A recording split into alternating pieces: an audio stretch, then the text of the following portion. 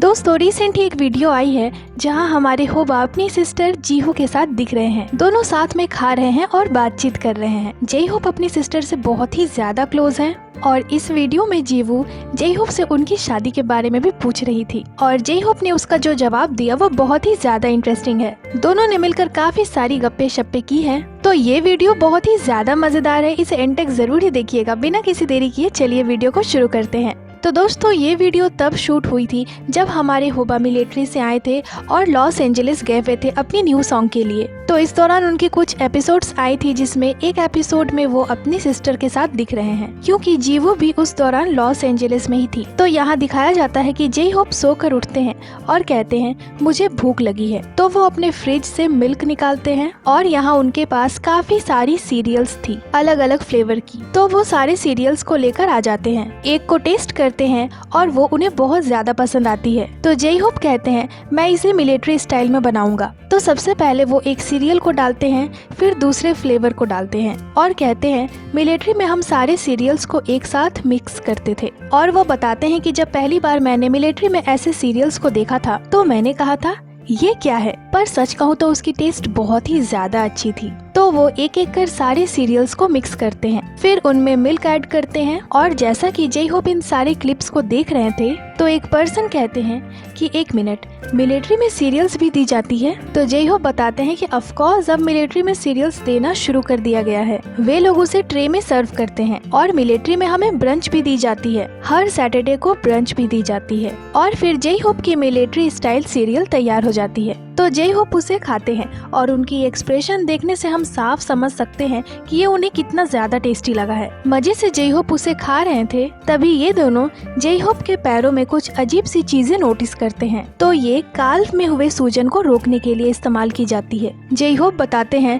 Military में मैं बहुत दौड़ा करता था तो मेरे काल्फ्स में बहुत ज्यादा मसल्स हो गई हैं, तो इसीलिए हाल ही में मैं इसका बहुत ज्यादा इस्तेमाल कर रहा हूँ। तो अपनी सीरियल्स को खाने के बाद अब जेहोप का मन कुछ सॉल्टी खाने का कर रहा था तो वो अपने लिए ऑमलेट कुक करने लग जाते हैं। तो अब हमारे जेहोप अपना खाना खुद कुक कर सकते हैं। यहाँ जल्दी से जेहोप उसे बनाकर खाते हैं। खाते हुए उनकी एक्सप्रेशन कमाल की हो रही थी, वो सच में अपने ब्रेकफास्ट को बहुत ज्यादा एंजॉय कर रहे थे। इसके साथ ही वो खाते हुए डायनामाइट सॉन्ग पे डांस भी कर रहे थे। और यहाँ इस ब्रेकफास्ट से उनका पेट तो भर जाता है पर उनका मन नहीं भरता। तो फिर वो किमची लाते हैं और उसे खाते हैं, फिर भी उनका मन नहीं भरता तो वो और किमची लेकर आते हैं। जेहोप बताते हैं एक बार जब मैं खाना शुरू करता हूँ तो फिर मैं रुकता ही नहीं हूँ। खाते हुए वो जो भी स्टेप्स कर रहे थे वो अलग ही लेवल का था। तो फाइनली उनका खाना पीना हो जाता है और वो नहाने जाते हैं। रेडी होकर जेहोप बाहर आते हैं, फिर वो खुद को मिरर पे देखते हैं और उन्हें देखकर यहाँ एक पर्सन कहता है कि आप एक ओल्ड फादर की तरह दिख रहे हैं, जिसे सुनकर जेहोप बहुत ही ज्यादा हंसने लगते हैं। तो एक और पर्सन कहती है कि आप कुछ उस तरह के पेरेंट्स के जैसे दिख रहे हैं जो किसी आर्ट गैलरी का डायरेक्टर हो। और फिर जेहोप अपनी कार में बैठ जाते हैं और आगे चल देते हैं।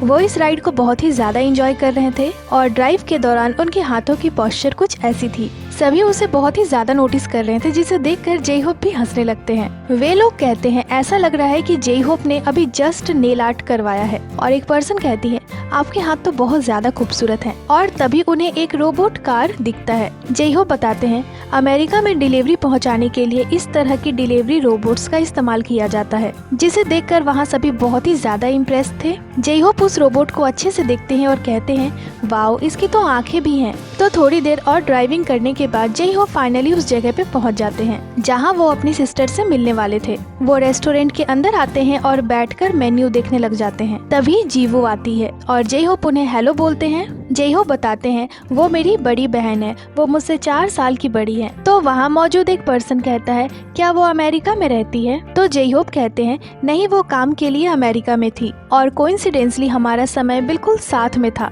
जेहोप बताते हैं मैं अपनी नूना यानी बड़ी बहन से बहुत ज्यादा क्लोज हूँ, पर जब हम छोटे थे तब मैं उन्हें बहुत ज्यादा परेशान किया करता था और चिढ़ाता था। जैसे कि मैं एक छोटा भाई हूँ तो मैं उन्हें बहुत ज्यादा परेशान करता था, पर जैसे जैसे मैं बड़ा हुआ मुझे रियलाइज हुआ कि मुझे अपनी बहन का ख्याल रखना चाहिए। और फिर दिखाया जाता है कि जी वो ऑर्डर दे रही थी, वो भी इंग्लिश में, और वो बहुत ही ज्यादा फ्लुएंट इंग्लिश बोल रही थी, जिसे सुनकर सभी शॉक्ड थे। जेहोप बताते हैं मेरी बहन ने अब्रॉड में पढ़ाई करी है और जे होप यहाँ बिल्कुल एक छोटे भाई के जैसे ही उनकी कन्वर्सेशन को बस सुन रहे थे। ऑर्डर कंप्लीट होने के बाद जे होप कहते हैं इंग्लिश बोलने वाले पर्सन के साथ रहना सच में कितना अच्छा है। तो जीवू कहती है क्या लॉस एंजलिस में रहने के दौरान तुम्हें कुछ इंग्लिश बोलने का मौका मिला? तो जे होप बताते हैं मैं एक जगह गया था जहाँ मुझे ये तक नहीं पता था कि मैंने क्या ऑर्डर करा है। जीवू फिर आपको दोबारा देखना पड़ा होगा। जे होप हाँ, तो उन्होंने मुझसे पूछा कि आपके लिए क्या ला सकते हैं, तो जो भी उन्होंने कहा मैंने बस ऑर्डर कर दिया। जे होप बताते हैं मैं इंग्लिश के शब्दों को मिलाकर बोलने की कोशिश करता हूँ, तो अब मुझे थोड़ा और आदत हो गया है। जीवू तुम अच्छा कर रहे हो तो डरो मत, बस इसे जारी रखो। और तब तक उनका ऑर्डर आ जाता है। उन्होंने काफी कुछ ऑर्डर करा था और फिर दोनों खाना शुरू करते हैं। यहाँ जीवू कहती है और आजकल आप क्या कर रहे हैं? तो जे होप कहते हैं हाल ही में मैं सिर्फ म्यूजिक पे काम कर रहा हूँ। जीवू तो क्या आपको म्यूजिक पसंद नहीं आई? जे होप मुझे ये पसंद है, लेकिन जीवू क्या आप टेंशन ले रहे हैं? जे होप टेंशन लेने के लिए बहुत सारी चीजें हैं। लॉस एंजलिस के टॉप प्रोड्यूसर भी सॉन्ग पे काम कर रहे हैं, तो ये बहुत ज्यादा टेंशन भरा है और मैं हमेशा अपनी फैमिली से ये बातें करता हूँ कि मेरे दिमाग में क्या चल रहा है। जे होप बताते हैं हम सभी एक फैमिली के रूप में बातें शेयर करते हैं, लेकिन इसमें भी कुछ है कि मुझे नहीं लगता कि मैं सब कुछ साझा कर सकता हूँ। मैं सोचता हूँ कि मैं मुश्किल समय को खुद ही सहन कर सकता हूँ, तो मुझे लगता है कि मैं अपने परिवार के सामने कमजोर नहीं दिख सकता। तो ये एक तरह का दबाव है जो मैं खुद पर डालता हूँ। इसके साथ ही वो बताते हैं लेकिन ऐसा लगता है जैसे एल्बम अच्छी तरह से बन रहा है। जीवू हाँ, यही मायने रखता है, बस वही करे जो आप करना चाहते हैं। इसके साथ ही जे होप जीवू से पूछते हैं कि आपके हस्बैंड कैसे हैं? जीवू वो अच्छे हैं और अच्छा कर रहे हैं और हमेशा की तरह बिजी हैं। तभी वहाँ एक पर्सन कहता है क्या वो शादीशुदा हैं? जे होप हाँ। इसके साथ ही जीवू बताती है कि अब वो बच्चे के बारे में सोच रही है। जे होप ओह, तो हो सकता है कि जल्दी मेरा कोई भतीजा या भतीजी हो, तो मैं पूरी तरह एक अंकल बन जाऊंगा। तो ये लोग कहते हैं कि बस इमेजिन कीजिए कि आपके अंकल बीटीएस के एक मेंबर हैं। तो एक और पर्सन कहता है फिर तो वो बच्चा बिगड़ जाएगा। जे होप अरे मैं तो ऐसा सोच भी नहीं सकता, बल्कि इससे मुझे ऐसा एहसास होगा कि मैं कितना बड़ा हो गया हूँ। जे होप जीवू से कहते हैं कि अगर ये एक भतीजा हुआ तो मुझे लगता है कि मुझे उसके साथ बहुत मजा आएगा, और अगर ये एक भतीजी हुई तो मैं उसे बहुत ज्यादा प्यार करूंगा। मुझे लगता है कि मैं उसके लिए बहुत सारी चीजें खरीदूंगा। तो उनकी बातों को सुनकर जीवू हंसने लगती है। जे होप मैं उसे बहुत बिगाड़ दूंगा। जीवू मुझे लगता है कि एक फैमिली होना बहुत जरूरी है और तुम भी ऐसा ही सोचते हो।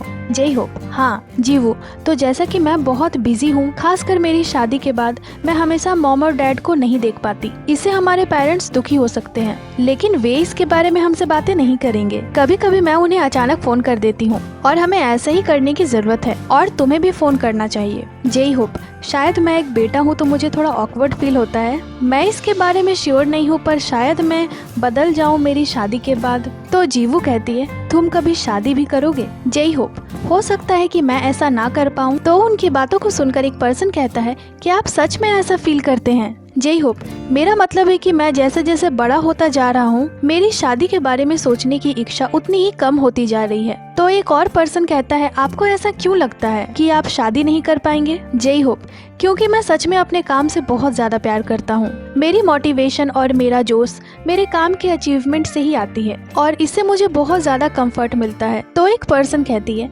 मतलब आप शादी के खिलाफ नहीं हैं? जे होप नहीं, मुझे नहीं लगता कि मैं इसके खिलाफ हूँ। फिर वो जीवू से कहते हैं इसके बाद आप कहाँ जा रही हैं? तो जीवू कहती है इसके बाद मेरी कुछ प्लान्स है और मैं परसों साउथ कोरिया वापस जा रही हूँ। जे होप ठीक है, चलो मॉम डैड को एक पिक्चर भेजते हैं हमारी। फिर जे होप एक पिक्चर लेते हैं। इसके साथ ही दोनों का खाना पीना अब हो गया था। तो फिर जीवू पेमेंट करती है और यहाँ जे होप उन्हें देख रहे थे। पेमेंट करने के बाद दोनों बाहर आ जाते हैं। जीवू जब आप कोरिया वापस आएंगे तो मैं आपसे बात करूंगी। जे होप ठीक है। फिर दोनों एक दूसरे को बाय बोलते हैं और चले जाते हैं और ये अमेजिंग एपिसोड यहीं पे खत्म हो जाती है। तो दोस्तों फर्स्ट टाइम हमें कोई बीटीएस मेंबर अपने भाई या बहन के साथ दिखे हैं। ये बहुत ही ज्यादा अमेजिंग था। बाकी आपको ये वीडियो कैसी लगी हमें कमेंट कर जरूरी बताइएगा और जल्द ही मिलते हैं आपसे एक नई एक्सप्लेनेशन के साथ। तो ये थी आज की वीडियो को लाइक करें, चैनल को सब्सक्राइब करें। इसके साथ ही आप हमें इंस्टाग्राम पे भी फॉलो कर लें जिसकी लिंक चैनल पे दी हुई है। अपना बहुत सारा ख्याल रखें। मिलती हूँ आपसे अगले वीडियो पे।